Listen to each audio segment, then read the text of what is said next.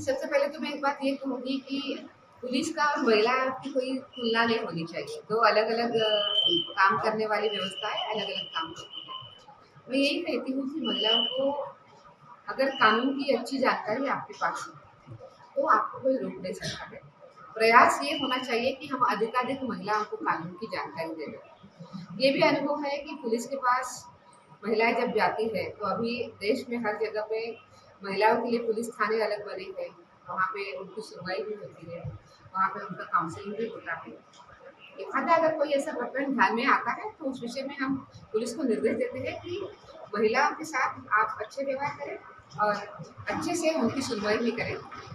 पर देखते हैं तो काम तो शुरू हो जाता है, काम बनता भी है। पुलिस काम भी करती है। एक दूसरी बात हमें ये भी देखते हैं कि कभी-कभी पुलिस के ऊपर बहुत बड़ी संख्या में कंप्लेंट्स उनके पास आ रही है, तो हमें उनके लिए वो भी व्यवस्था करने की ज़रूरत है कि वो आसानी से उनकी महिलाओं की सुनवाई कर पाएँ। तो फिर राष्ट्रीय महिला आयोग आपके द्वार की शुरुआत हमने करी और काफ़ी अच्छे जन सुनवाई उसकी हो रही है। मुझे आपको ये भी कहना है कि पहली जन सुनवाई इसका शुभारंभ मैंने भोपाल से किया और उसके बाद मुझे आज ये कहते हुए अच्छा लग रहा है कि 8-9 महीने में हमने लगभग उसका शतक की तरफ हम बढ़ रहे हैं। 100 जन सुनवाई अभी तक हमारी हो चुकी है। अभी ये जो जन सुनवाई है, हमने ये तय किया है कि अभी-अभी अंतर्राष्ट्रीय महिला दिवस हो गया है और इसी के उपलक्ष्य में हमने ये सोचा था कि देश भर के 500 डिस्ट्रिक्ट्स में हम एक समय एक साथ जन सुनवाई करें और महिलाओं को राहत दे दें।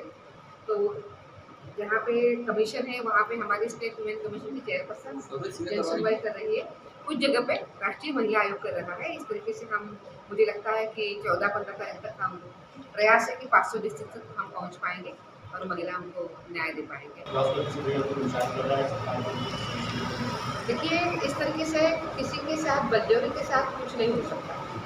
वो करना भी नहीं चाहिए और कानून उसको अनुमति भी नहीं देता है।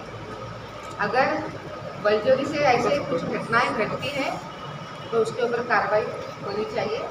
अगर हमारे संज्ञान में ऐसी कोई घटना आती है, जो आपके अधिकारों का हनन करती है, तो ऐसे विषयों पर हम पुलिस को कार्रवाई करने के ज़रूर निर्देश देंगे। तो यही कि ना जब से शादी हुई है तब से तो तलाक का कहने लगे और जो हस्बैंड है उनका उसकी सगी बहन के साथ में अफेयर है और ससुर से बोलते हैं तो वो बोलते हैं कि हमने शादी अपने लिए करी है, उनके लिए थोड़ी ना करी। तो मैं रहना होगा तो ऐसे ही रहना होगा। ससुर जी। क्या नाम है ससुर का? जी रहीस। आपके पति का नाम क्या है? शेख सोएब। क्या काम करते हैं? डेंटिंग पेंटिंग की। कितना टाइम हो गया आपके? 1 साल हो गया। तो कब से नहीं रख रहे हो आप? 4-5 महीने हो गए मम्मी के पास ही पड़े हुए। 4 महीने उधर रहे तो वो भी उन्होंने बहुत परेशान किया, लड़ाई झगड़े मारा पीटी और जिनसे वो नंद का अफेयर है वो तो जान से मारने के लिए नींद की गोलियां खिला देती थी रात में और मेरे कमरे में ही दोनों रहते थे साथ में। दोनों कौन? मेरा हस्बैंड और मेरी नंद। दोनों सगे बहन से शादी कर ली क्या? शादी नहीं करी, दोनों साथ में ही है सगे रिलेशन में। हस्बैंड खुद के उनका खुद का कहना है 13 साल से उनका उसके साथ में रिलेशन है। पहली बीबी जो थी उनकी वो भी इसी चक्कर में छोड़कर गई। बहुत अच्छे से रहते हैं, कोई दिक्कत परेशानी नहीं है। हाँ, बीच में थोड़ा मनमुटाव था लेकिन अब ठीक है। ठीक है। बच्चे को लेकर कुछ? हाँ भैया, बच्चों को लेकर थोड़ा क्या हुआ था रहने को लेकर के? नहीं, बच्चों को मारपीट कर देते थे तो उससे बीच में लड़ाई झगड़े हो गए थे। आप भाई ने शिकायत की तो? जी भैया। कितने समय तक आप लोग अलग रहे कुछ टाइम? 2 महीने भैया। 2 महीने आप लोग जी। अलग? जब से फिर साथ में है। जी भैया।